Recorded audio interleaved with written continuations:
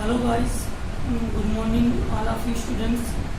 आज मैं आप लोगों के लिए एक नया चैप्टर लेके आया हूँ जिसका नाम है चेन रूल। चेन रूल जो है बेसिक चैप्टर है टाइम एंड वर्क के लिए एंड वेजेस के लिए, क्योंकि अगर हम लोग चेन रूल के बारे में समझ लेते हैं तो उसके बाद जो नेक्स्ट टॉपिक आते हैं जैसे टाइम एंड वर्क, वेजेस या लेबर्स के क्वेश्चन आते पूछे जाते हैं, तो उनके बेस में मैंने भी एक लेक्चर बनाया है वो जो मैं आपको समझाने वाला हूँ। लेक्चर के लिए हम लोग स्टार्ट करेंगे कि चेन रूल होता क्या है। सबसे पहले हम लोगों को बेसिक जानना बहुत ज़रूरी है। तो चेन रूल क्या होता है? चेन रूल को मैं आपको ऐसे समझाऊंगा कि चेन रूल वो रूल होता है जिसमें दो प्रोपोर्शन होते हैं। एक होता है आपका डायरेक्ट प्रोपोर्शन, दूसरा होता है इनडायरेक्ट प्रोपोर्शन। इन दोनों प्रोपोर्शन को मिक्स प्रोपोर्शन भी बोलते हैं लोग। तो डायरेक्ट प्रोपोर्शन क्या होता है? जब कोई दो क्वांटिटीज या दो आइटम इस प्रकार रिलेटेड हो कि यदि हम एक को इंक्रीज करें तो दूसरा भी इंक्रीज हो और दूसरे को डिक्रीज करें तो दूसरा भी डिक्रीज हो। जैसे हम लोग आर्टिकल्स ले लेते हैं। आर्टिकल्स मतलब कोई भी क्वांटिटी ले लो। अगर मोर क्वांटिटी होगी तो रुपीस क्या होंगे? ज़्यादा मोर होगा। अगर लेस क्वांटिटी है होगी तो ये उसका जो रेट होगा, प्राइस होगी, वो लेस होगी। अब इसमें अपन क्या देखते हैं डायरेक्ट प्रोपोर्शन में कि जो कॉस्ट होती है ये डायरेक्ट प्रोपोर्शनल होती है आर्टिकल्स की। मीन्स आप लोग कुछ आइटम्स ले रहे हो, अगर आप 12 आइटम लोगे तो उसकी कॉस्ट ज़्यादा होगी। अगर आप लोग 10 आइटम लोगे तो उसकी कॉस्ट कम होगी। जैसे ही हम आर्टिकल्स की वैल्यू बढ़ाएंगे वैसे ही प्राइस की वैल्यू इंक्रीज होने लगेगी, और जैसे ही हम लोग आर्टिकल्स की वैल्यू डिक्रीज करेंगे वैसे ही प्राइस की वैल्यू डिक्रीज होने लगेगी। इन दोनों को हम लोग दो एग्जाम्पल से समझ सकते हैं। पहला है कॉस्ट, जो कि डायरेक्टली प्रोपोर्शनल होता है आर्टिकल्स के प्राइस के, और दूसरा होता है work done, directly proportional to number of man doing work. जैसे कि हमें कोई काम करवाना है या कोई बिल्डिंग का काम, कंस्ट्रक्शन कराना है, तो ज़्यादा वर्कर होंगे तो ज़्यादा काम होगा। मतलब ये अगर एक वैल्यू को हम लोग इंक्रीज करें तो दूसरी की वैल्यू भी क्या होनी चाहिए? इंक्रीज होनी चाहिए। अगर हम पहले की वैल्यू डिक्रीज करें तो दूसरे की वैल्यू भी डिक्रीज होना चाहिए। इसको हम लोग बोलते हैं डायरेक्ट प्रोपोर्शन। अब जैसे कि मैंने आपको बताया डायरेक्ट प्रोपोर्शन, उसके बाद जो चेन रूल का दूसरा जो टाइप होता है उसे कहते हैं इनडायरेक्ट प्रोपोर्शन। इनडायरेक्ट प्रोपोर्शन में क्या होता है? अगर कोई क्वांटिटी है या कोई आइटम है, अगर एक की वैल्यू इंक्रीज हो तो दूसरे की वैल्यू डिक्रीज होती है। अगर पहली डिक्रीज हो तो दूसरी इंक्रीज होती है। इसको हम इस प्रकार समझेंगे। मान लो कोई लेबर है जो वर्क कर रहा है, अगर मोर वर्कर वर्क करेंगे तो हमें नंबर ऑफ डेज क्या लगेंगे? कम लगेंगे। अगर लेस वर्कर काम करेंगे तो नंबर ऑफ डेज वर्किंग में ज़्यादा होगा। मीन्स कहने का मतलब ये है, अगर एक की वैल्यू इंक्रीज हो रही है तो दूसरे की वैल्यू डिक्रीज हो रही है। अगर दूसरे पहले की वैल्यू डिक्रीज हो रही है तो दूसरे की वैल्यू इंक्रीज हो रही है। जैसे कि एग्जाम्पल के लिए मैंने आपको ही बताया कि लेबर से अगर हम वर्क कराते हैं, अगर ज़्यादा लेबर होंगे तो लेस दिन लगेंगे, लेस डूइंग वर्क रहेगा हमारा। अगर लेस डूइंग वर्क है तो मोर डेज लगेंगे। इसी प्रकार अपनी एक एग्जाम्पल है मूविंग कार का। मान लो कि कोई मूविंग कार किसी सर्टेन डिस्टेंस को कवर कर रही है, तो क्या होगा? अगर उसकी स्पीड ज़्यादा है या इंक्रीज है, ज़्यादा स्पीड है, तो टाइम क्या लगेगा? कम लगेगा। अगर उसकी स्पीड कम है या डिग्री कम है तो टाइम क्या लगेगा? ज़्यादा लगेगा। तो ये आपका चेन रूल के दो टाइप होते हैं, एक इनडायरेक्ट प्रोपोर्शन, दूसरा जो होता है वो डायरेक्ट और इनडायरेक्ट। तो इनको हमें समझना बहुत जरूरी है, क्योंकि बेसिक कॉन्सेप्ट जो है वो यहीं से स्टार्ट होता है। जब हम लोग चेन रूल के क्वेश्चन करेंगे, टाइम एंड वर्क के भी क्वेश्चन करेंगे, तो उसमें हमको इनका रिलेशन जो है बहुत काम आएगा। क्योंकि अगर हम यही नहीं समझ पाए कि एक के इंक्रीज से दूसरा बढ़ रहा है या घट रहा है, तो सबसे पहले क्वेश्चन में हमको ये देखना होगा कि क्वेश्चन जो है वो किससे रिलेटेड है, डायरेक्ट प्रोपोर्शन से है या इनडायरेक्ट प्रोपोर्शन से। उस प्रकार हम आगे चल के इस क्वेश्चन को सॉल्व करेंगे। मैं कुछ एग्जाम्पल लेकर आऊँगा अभी, आपको कुछ एग्जाम्पल बताऊँगा, उसके बाद हम क्वेश्चन को सॉल्व करेंगे। बट आप लोग जो मैंने चेन रूल बताया इसका बेसिक कॉन्सेप्ट यही याद रखना है। अब हम लोग एक क्वेश्चन करके देखेंगे कि कैसे चेन रूल से हम लोग बेसिक क्वेश्चन सॉल्व करते हैं, और हम देखेंगे कि डायरेक्ट प्रोपोर्शनलिटी या इनडायरेक्ट प्रोपोर्शन है वो कैसे हम लोगों को समझ में आएगा। जैसे क्वेश्चन में दिया हुआ है a candy requires 105 kg of wheat for a week. Question में ये दिया हुआ है कि जो गेहूं है वो एक वीक में कितना रिक्वायर है, 105 kg, और वो पूछ रहा है how many kgs of wheat will be required for 58 days। Means हमको यहाँ पे ये समझना है कि क्वेश्चन में अपने जो क्वांटिटी है वो कौन कौन सी है।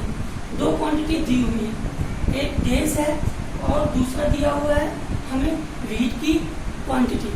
तो सबसे पहले हम क्या करेंगे, यहाँ पे डेज लिखेंगे, डेज, और आइटम्स क्या है अपना व्हीट। ठीक है, अब हम लोग क्या करेंगे कि ये हम लोग यहाँ से देखेंगे कि इस क्वेश्चन में जो प्रोपोर्शन है वो कौन सा प्रोपोर्शन है, वो डायरेक्टली है या इनडायरेक्टली है, मतलब मीन्स डायरेक्ट प्रोपोर्शन है या इनडायरेक्ट प्रोपोर्शन है। तो हम लोग देख रहे हैं कि 7 वीक में 7 डेज में कितना व्हीट कंज्यूम हो जाता है, 105 kgs व्हीट kgs में, और डेज आपका नंबर ऑफ डेज में। तो 105 kgs एक वीक में होता है, यूज होता है। तो 58 डेज के लिए हमको काउंट करना है।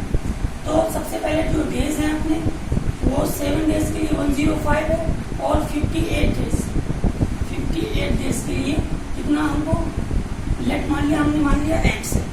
अब इसको सॉल्व कैसे करना है, हमेशा जो रेशियो है इस वे से बनाना है 7:58, क्योंकि ये डायरेक्ट रेशियो है, डायरेक्ट प्रोपोर्शन है। डायरेक्ट प्रोपोर्शन मीन्स अगर नंबर ऑफ डेज को हम इंक्रीज करेंगे तो नंबर क्वांटिटी ऑफ व्हीट भी इंक्रीज होगी, क्योंकि सीधी सी बात है ज़्यादा दिनों के लिए अपन को ज़्यादा गेहूँ चाहिए होगा। और अगर हम नंबर ऑफ डेज डिक्रीज करेंगे तो व्हीट की जो क्वांटिटी है वो भी हमको क्या हो जाएगी, कम हो जाएगी। सिंपल सी बात है, अगर एक इंक्रीज हो रहा है तो उसके साथ दूसरा भी इंक्रीज हो रहा है, अगर एक डिक्रीज हो रहा है उसके साथ दूसरा भी डिक्रीज हो रहा है। तो यहाँ पे अपना कौन सा प्रोपोर्शन यूज होगा, डायरेक्टली प्रोपोर्शन। तो मैं आप लोगों को ये बताना चाहता हूँ कि डायरेक्टली प्रोपोर्शन में हम लोग हमेशा सिंपल से वैल्यू रखेंगे, जैसे 7 और 8। हमको जो पहला वाला गिवन डाटा था उसको लिखा, और देन जिसको हमको फाइंड करना है उसको हमने x माना। तो ये 7:58 मिक्स प्रोपोर्शन 105:x। ऐसा हमको इसलिए बनाना है क्योंकि जब भी डायरेक्ट प्रोपोर्शन होगा तो हमें वैल्यू हमेशा x यहाँ पर ही लिखनी है। अगर डायरेक्ट प्रोपोर्शन है तो वैल्यू कहाँ पे लिखेंगे हम, x 1 के बाद, और इसको हम सॉल्व कर लेंगे 7/58 इक्वल टू 105/x, और हमको क्या चाहिए, x की वैल्यू। तो 105/7 इंटू 58, यहाँ से सॉल्व कर दीजिए, 717। अब हम इसको इंटू करेंगे तो हमारा आंसर आ जाएगा 7870 डेज। अब मैं आपको ये बताना चाहता हूँ, जब हमारा डायरेक्ट प्रोपोर्शन था तो हमने क्या किया, जिस वैल्यू को फाइंड करना था, क्योंकि आइटम 2 ही होंगे, एक दिया होगा आपको, 2 या 3 आइटम से हो सकते हैं, जैसे वर्कर, डे और आवर्स। तो हम यहाँ से कैसे बनाएंगे रेशियो, जिसको हमेशा फाइंड करना है उसको पहले वाले के दिए के साथ दूसरा वाला x में मानेंगे। तो इसको हमें डायरेक्ट प्रोपोर्शन था तो हमको इस मेथड का यूज करना है। इस मेथड से सिंपल से आसानी से क्वेश्चन सॉल्व हो जाएगा। अब हम लोग एक दूसरा क्वेश्चन सॉल्व करेंगे और देखेंगे कि उसमें कौन सा प्रोपोर्शन यूज हो रहा है, उस हिसाब से हम क्वेश्चन को करेंगे। ये क्वेश्चन दिया हुआ है, इसमें दिया हुआ है if 36 man can do a piece of work in 25 hours. तो हमको फर्स्ट लाइन से ये मिला कि जो क्वांटिटी है अपनी वो 36 मैन और आवर्स के बीच में है। तो हम लोग ये देखेंगे कि मैन और आवर्स इन दोनों के बीच में रेशियो क्या है। दिया हुआ है कि 36 मैन है, 36 मैन वो किसी पीस ऑफ वर्क को कितने दिन में करते हैं, घंटे में करते हैं, 25 आवर्स में करते हैं। और वो पूछ रहा है how many hours will be 15 man do it. Means कि अगर मैन अपने पास 15 है तो जो वर्क है उसको पूरा करने में हमको कितने आवर्स लगेंगे, तो उसको अपन x मान लेते हैं। अब हम यहाँ से देखेंगे कि यदि मैन की वैल्यू इंक्रीज हो रही है तो काम को एंड करने के लिए या काम को खत्म करने के लिए हम लोगों को आवर्स कितने लग रहे हैं, कम लग रहे हैं। क्योंकि आपको पता है जितने ज्यादा मेंस होंगे तो डूइंग ऑफ वर्क आवर्स कम होगा, सीधी सी बात है। ज्यादा आदमी काम करेंगे तो काम जल्दी हो जाएगा। और यदि मैन की हम लोगों ने क्या किया, डिक्रीज कर दिया या मेंस की वैल्यू हमने घटा दी, हमने 36 से 15 मेंस कर दिए तो हमारा नंबर ऑफ डूइंग वर्क क्या है, बढ़ जाएगा, सीधी सी बात है। तो यहाँ पे कौन सा प्रपोर्शन यूज हो रहा है, यहाँ पे यूज हो रहा है अपना इनडायरेक्ट प्रपोर्शन, इनडायरेक्ट प्रपोर्शन।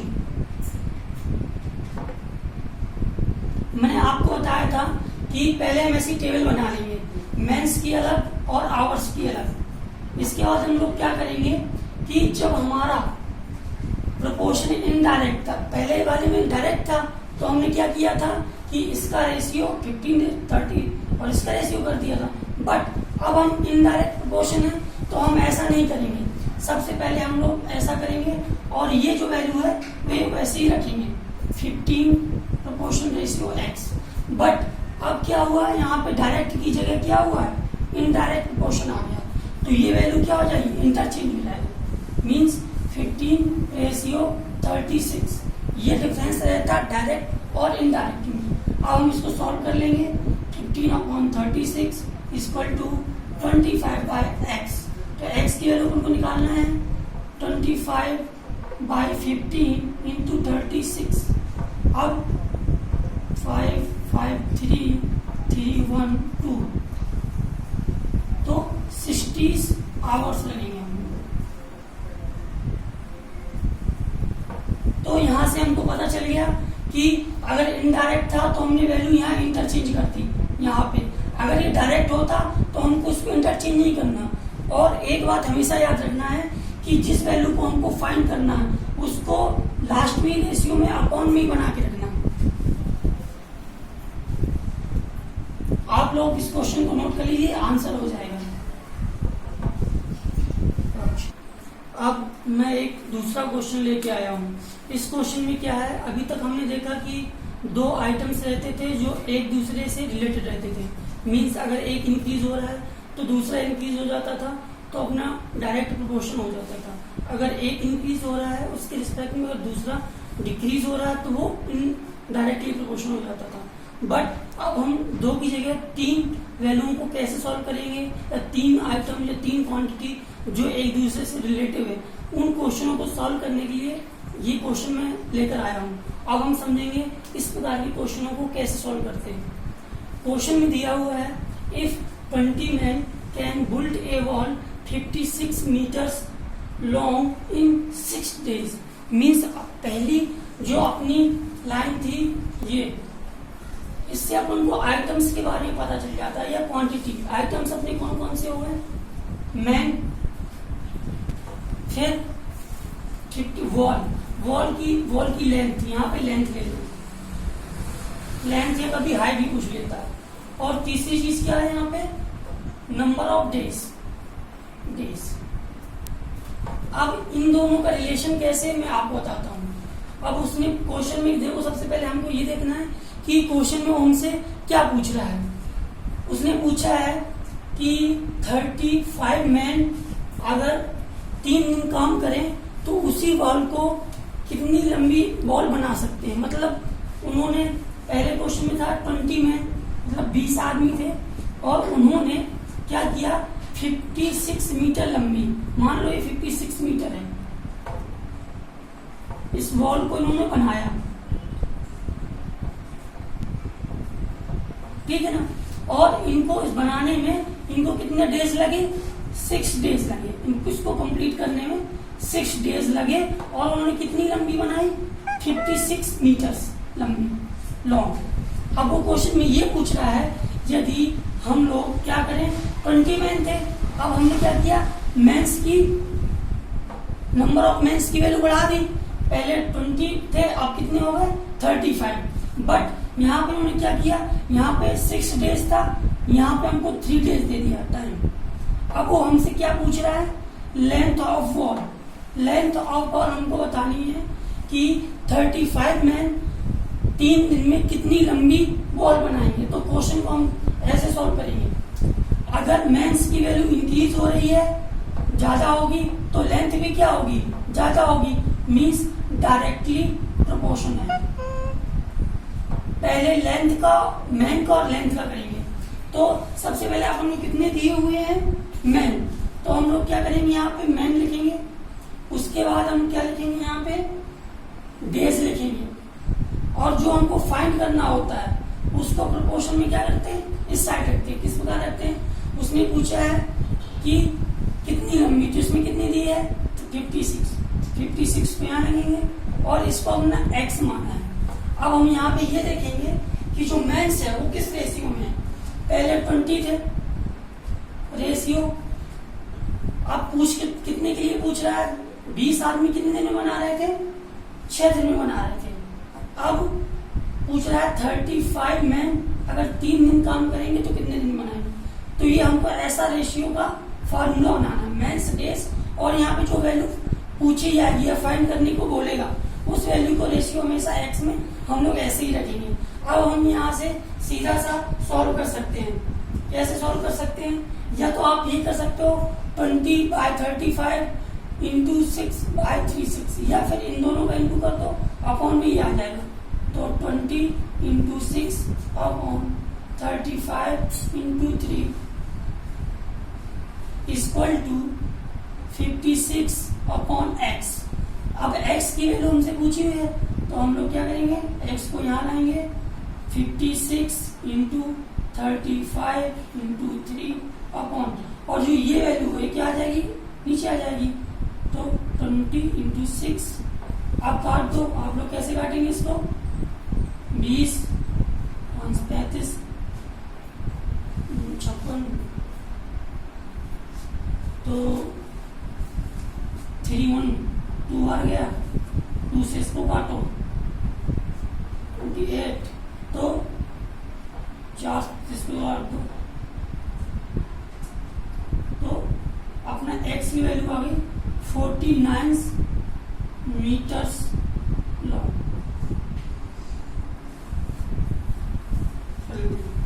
तो अब हमको यहाँ पे पता चल गया कि 49 मीटर्स लंबी वॉल को वो बना पाएंगे अगर वो 3 दिन काम करेंगे 35 में। तो हमको ये देखना था कि ये डायरेक्टली प्रोपोर्शन था, तो 20 में इंटू 35 डेज भी क्या था, डायरेक्टली प्रोपोर्शन था, क्योंकि अगर जितने ज्यादा, अगर मेंस ज्यादा थे तो 6 दिन में लगे, अगर मेंस ज्यादा है तो लेंथ ज्यादा है तो दिन कम भी लगेंगे। तो हमको प्रोपोर्शन से देखना है कि हमारा प्रोपोर्शन कौन सा बन रहा है। तो हमारे 2 प्रोपोर्शन बन रहे थे, कौन कौन से, मैन और लेंथ का, मैन का और लेंथ का, और लेंथ का और डेज का, क्योंकि जितनी ज्यादा लंबी लेंथ होगी नंबर ऑफ डेज क्या होंगे, ज्यादा होंगे। इस क्वेश्चन को ऐसे सॉल्व करेंगे। अब हम एक दूसरा क्वेश्चन करेंगे और देखेंगे इनमें कौन सा रिलेशन हो रहा है, डायरेक्ट हो रहा है या इनडायरेक्ट हो रहा है। इससे पहले वाले क्वेश्चन में हमने देखा था कि 3 आइटम्स थे या 3 नंबर ऑफ चीजें थी और उनमें कौन सा रिलेशन बन रहा था। उसमें हमने देखा था कि दोनों में डायरेक्टली प्रोपोर्शन बन रहा था। अब इस क्वेश्चन में देखेंगे क्या बन रहा है या क्या कौन सा प्रोपोर्शन यूज हुआ है। यहाँ पे क्वेश्चन दिया हुआ है 8 men working for 9 hours a day, तो complete of a piece of work in 20 days, in 20 days। तो हमको यहाँ पे क्या क्या चीजें दी हुई हैं? पहला मैन है, दूसरा आवर्स है और डेज है। और पूछ रहा हमसे वो how many day can 7 man working for 10 hours, means 7 man दिया हुआ है। पूछ क्या रहा है? For a day same piece of work, means हमको डेज को इन दोनों के साथ रिलेटिव करना है, क्योंकि क्वेश्चन में यही पूछा है। तो सबसे पहले हम क्या करेंगे कि मैंने आप लोगों को बताया था कि सबसे पहले हम देखते हैं कि जो चीज हमसे पूछी जाती है उसको जो दिए हुए अदर टू हैं उनको रिलेशन बनाते हैं। मान लो अगर हम लोगों को मैन ज्यादा होंगे तो क्या होगा? नंबर ऑफ डेज क्या होंगे? कम होंगे, सीधी सी बात है। तो यहाँ पे कौन सा प्रोपोर्शन बना? इनवर्सली प्रोपोर्शन बना या इनडायरेक्ट प्रोपोर्शन बना। ठीक है, आप दूसरा रिलेट करेंगे डेज से। अगर number of hours per day, अगर हम ज्यादा घंटे काम करेंगे तो काम कितनी जल्दी हो जाएगा? कम दिनों में हो जाएगा, डेज कम। अगर कम घंटे काम करेंगे तो दिनों की संख्या क्या हो जाएगी? ज्यादा हो जाएगी। तो इसमें भी क्या है? Indirect proportion, indirect proportion. तो हम क्या करेंगे? मान लेते हैं let x hours complete doing same work. ठीक है ना? तो हम यहाँ पे क्या देखेंगे? सबसे पहले रिलेशन हमको किसके साथ बनाना है? नंबर ऑफ डेज के साथ। तो नंबर ऑफ डेज जो हमने दिए हुए हैं वो कितने दिए हुए हैं?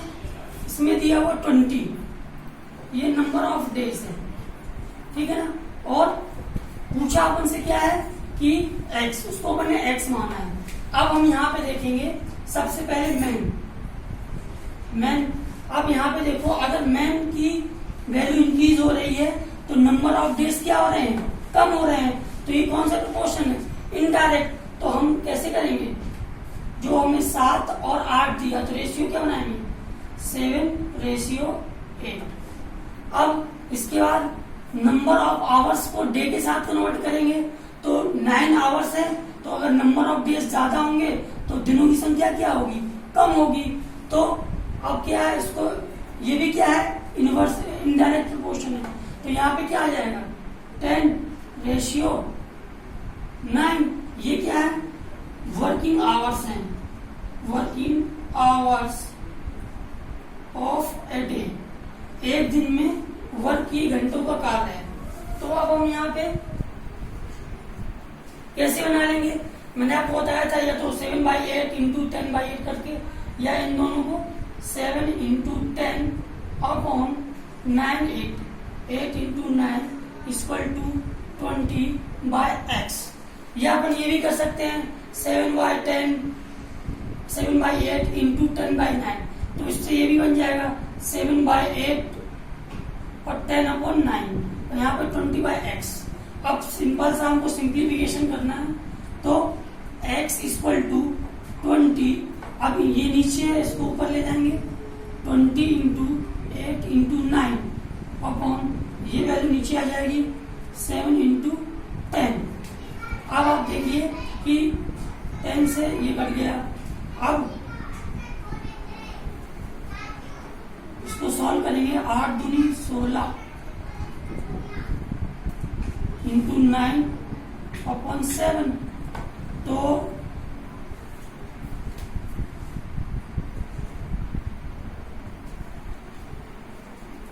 काटेंगे तो हमारी टोटल तो नहीं आएगी 100 सॉल्व करने का 144/7 आएगी। तो इसको आप सिंप्लीफाई भी कर सकते हो।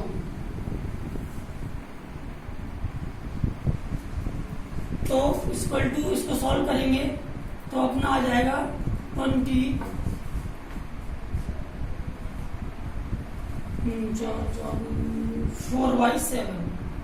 तो ये क्या आ गया? Number of